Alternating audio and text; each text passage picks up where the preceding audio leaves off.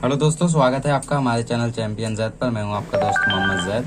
और दोस्तों, आज हम लोग प्रैक्टिस सेट 4.3 कंप्लीट कर रहे हैं। आज ही के दिन हम लोग प्रैक्टिस सेट 4.4 भी खत्म कर देंगे। मतलब इस वीडियो में नहीं, बट नेक्स्ट वीडियो में, जो कि आप लोगों को सेम टाइम पे मिल जाएगा। तो ये पहला क्वेश्चन बहुत ही ज़्यादा इंपॉर्टेंट है, ठीक है। टोटल 2 मार्क्स का आ सकता है आप लोगों को। एक्टिविटी में जानते हो ना, एक्टिविटी के क्वेश्चन जो 2 और 3 मार्क्स के आते हैं।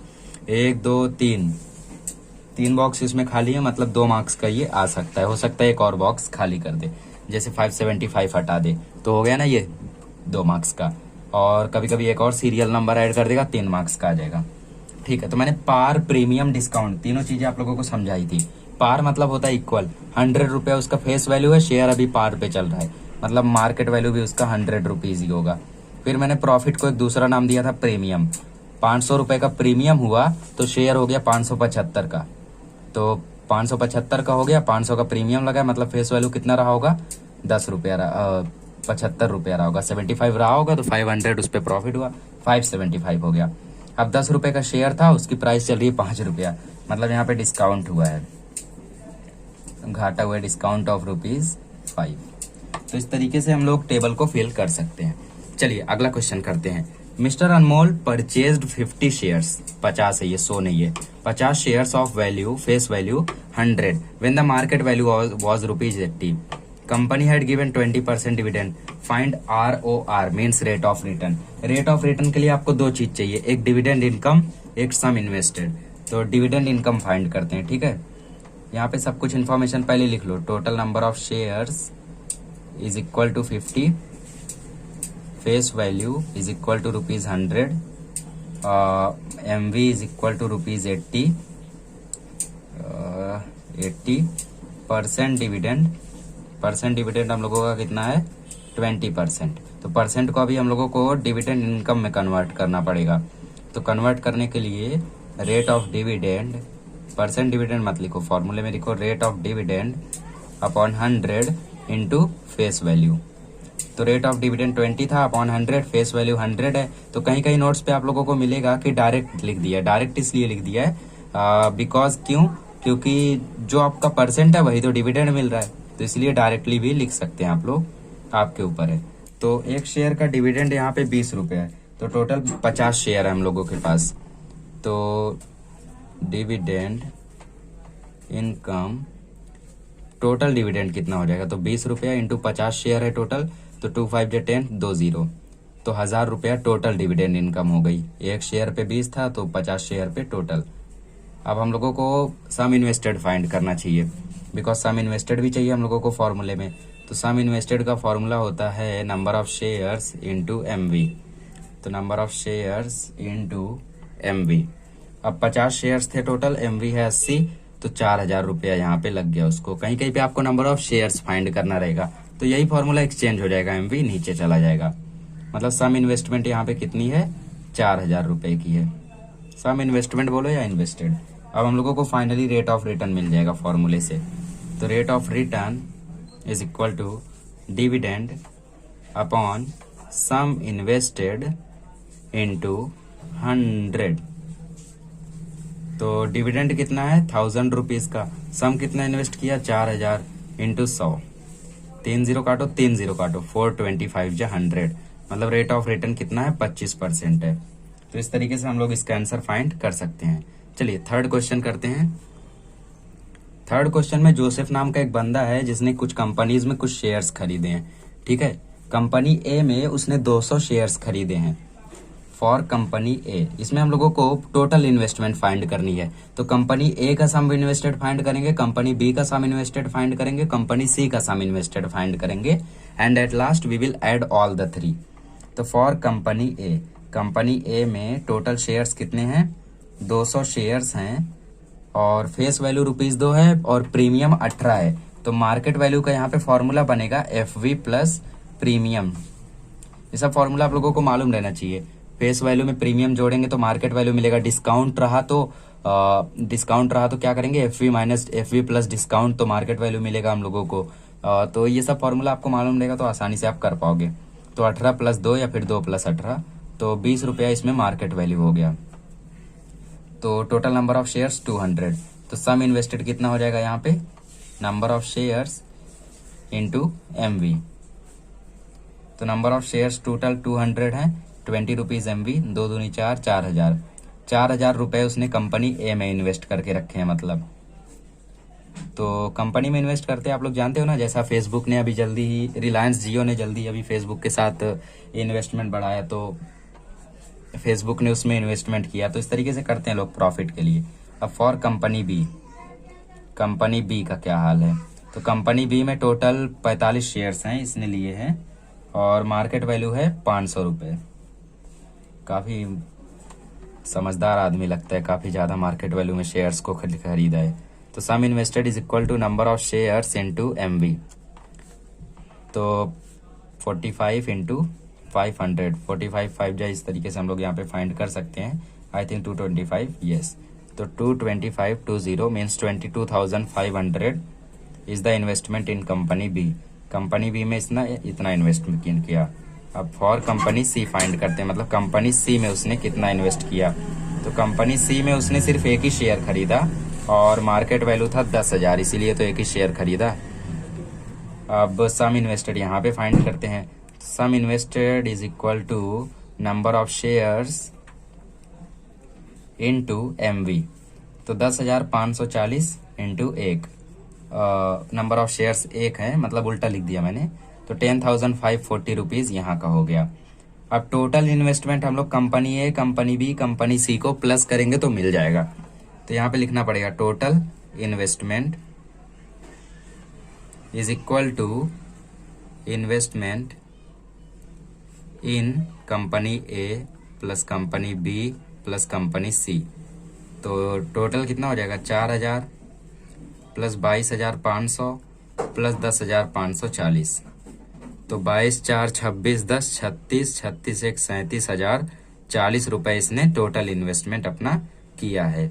कभी भी प्रॉफिट बढ़ेगा 20-30% अगर या फिर 20% अगर कहीं पे प्रॉफिट बढ़ा तो इसको कितना ज़्यादा पैसा मिल जाएगा? इसको 7,400, वहाँ पे 7,000 का प्रॉफिट हो जाएगा। तो इस तरीके से शेयर्स में इन्वेस्टमेंट लोग करते हैं। चलिए फोर्थ क्वेश्चन देखते हैं, ये टोटल इन्वेस्टमेंट है इसकी। Shrimati Desh Pandey purchased shares of face value ₹5 at a premium of ₹20। It means that face value is equal to ₹5 and premium is equal to ₹20. How many shares will she get for ₹20,000? तो मतलब सम कितना invest किया है इसने?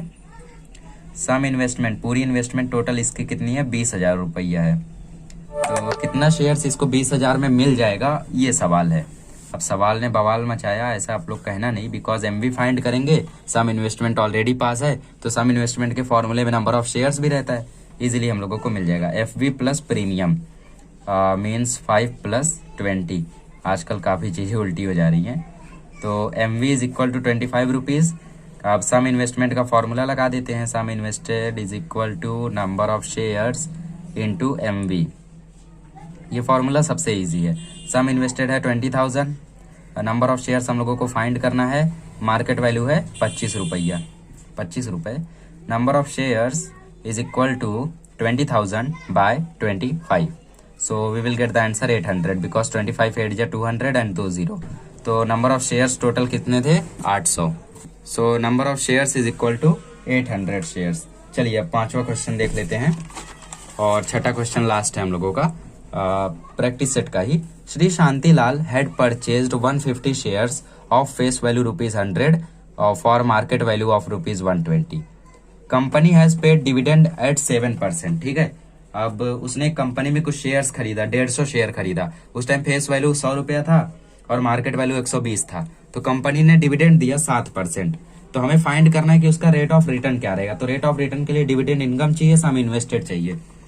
तो line से लिखते हैं, पहले लिखते हैं नंबर ऑफ शेयर्स कितना था। तो नंबर ऑफ शेयर्स था 150। अब मार्केट वैल्यू हो जाएगा 120 रुपीज़। तो हमें पहले डिविडेंड इनकम फाइंड करनी चाहिए। तो dividend income is equal to rate of dividend. Percent dividend की जगह आप लोग रेट ऑफ डिविडेंड लिखो तो वो थोड़ा सा प्रोफेशनल लगता है, अपॉन 100 इंटू फेस वैल्यू। तो ऑलरेडी उतना ही आएगा जितना परसेंट है, 7% है ना डिविडेंड, तो 7 रुपया ही आएगा, बिकॉज फेस वैल्यू भी 100 है। तो 7 रुपीज़ आपका डिविडेंड हो गया एक शेयर पे। तो टोटल डिविडेंड आपका कितना हो जाएगा, total dividend is equal to dividend into number of shares, तो 7 इंटू 150, 15 सत्ते 105, मतलब 1050 रुपये आपका हो गया टोटल डिविडेंड इनकम।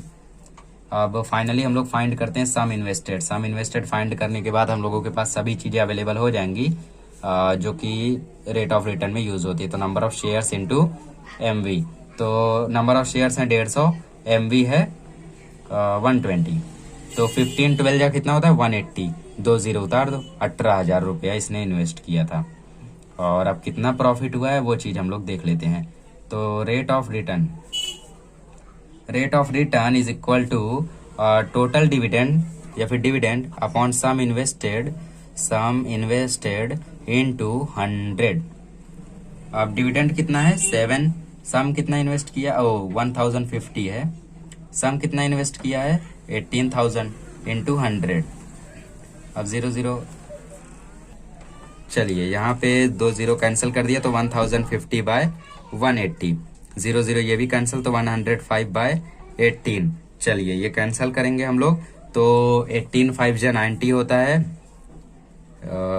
18 5 जा 90 होता है, बचा 15, जीरो बढ़ाया, डॉट जीरो उतरा, 5 पॉइंट, इसको कैलकुलेट करता हूँ मैं। तो यहाँ पे 18 8 जा हो गया 144, 60 हो गया, 18 3 जा 54।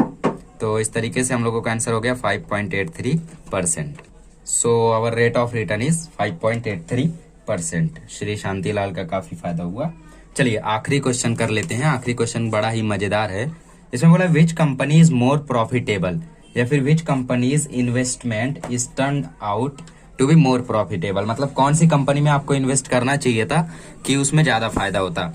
तो इसमें दो कंपनी है, एक कंपनी ए है, एक कंपनी बी है। कंपनी ए में डिविडेंड है 16% और मार्केट वैल्यू है 80 रुपीज।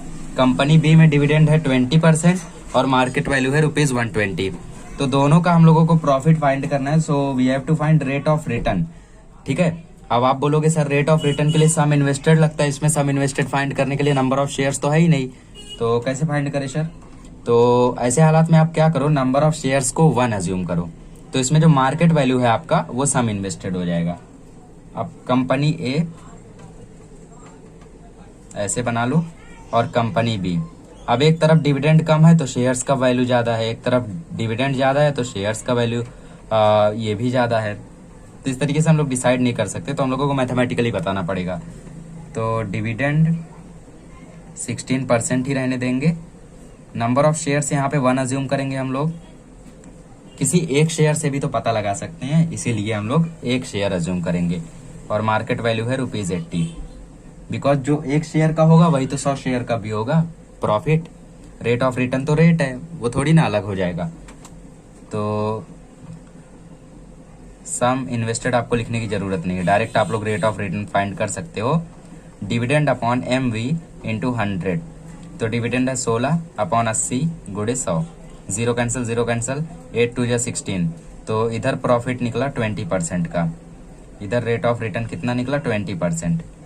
अब कंपनी बी में देखते हैं, तो कंपनी बी का डिविडेंड जो है वो है 20%, एमवी जो है वो है ₹120, तो डायरेक्टली हम लोग फाइंड कर सकते हैं रेट ऑफ रिटर्न। तो rate of return is equal to dividend by MV into 100।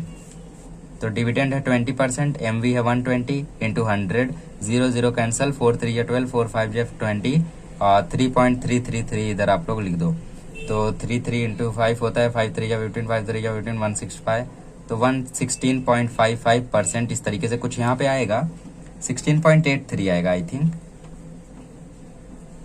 एक काम करते हैं हम लोग, काटने से पहले मल्टीप्लाई कर देते हैं, तो 500 अपॉन 3 आ जाएगा, तो 3 1 जा 3, 3 6 जा 18, तो 2 पॉइंट लगाया यहाँ पे, 3 6 जा 18। चलिए 16.66% यहाँ पे आ रहा था, तो उसको हम लोग 16.67 लिख देते हैं।